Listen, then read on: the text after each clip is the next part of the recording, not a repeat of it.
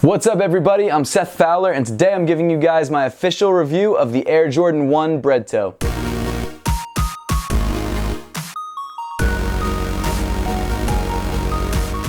Thanks so much for tuning in today, guys. Make sure to give me a follow on Instagram and on Twitter at @RealSethFowler if you haven't yet. Also, make sure to head on over to Twitch and give me a follow there at Seth Fowler. But with all that out of the way, let's get into it. So a few months back, Jordan Brand invited me to check out their January and February lineup for their Air Jordan collection. Of course, included in this lineup was the Air Jordan 1 Bred toe. I was able to spend about an hour reviewing some of the shoes in that collection. Of course, I reviewed the Bred toe once, but of course, because I was at an event and it wasn't my pair, I wasn't able to give a full official review of the sneaker. So now I finally have my own pair to show you guys, so without further ado, here it is, the Air Jordan 1 Bred toe.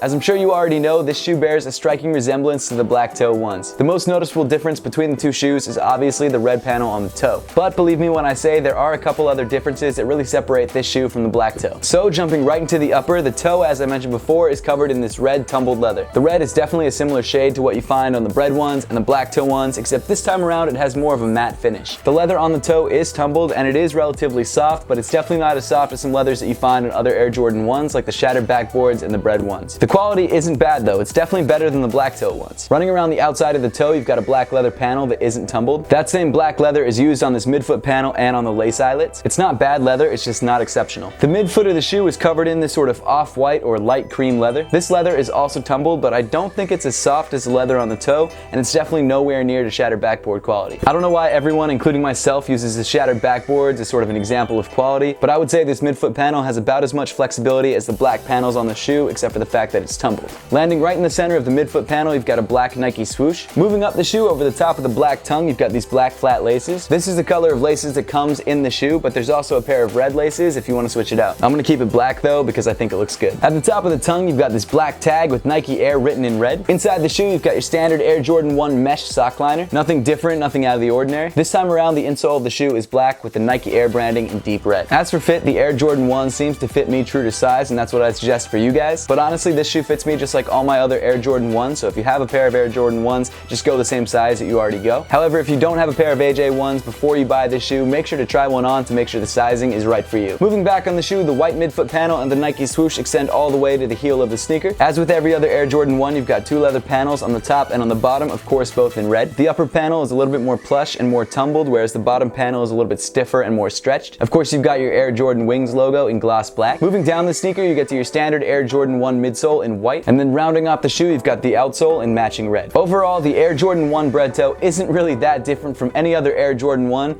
but honestly, I think that's a good thing. The leather quality isn't exceptional, but it's definitely not bad. The color blocking, although I actually prefer it to the black toe ones, isn't really anything new, and the price point is the same as all the other Air Jordan 1s, which is a good thing. With all that being said, I still think this is one of the best releases of the year. I think the colorway is super clean. It's definitely gonna be one of my most worn Jordans of the year, no question. If you're trying to grab a pair of these for yourself, the Air Jordan 1 Bred toe releases at all Jordan Brand retailers on February 24th, which is this Saturday, for 160 bucks. Now that we've got the review out of the way, let's throw these guys on feet and see how they look.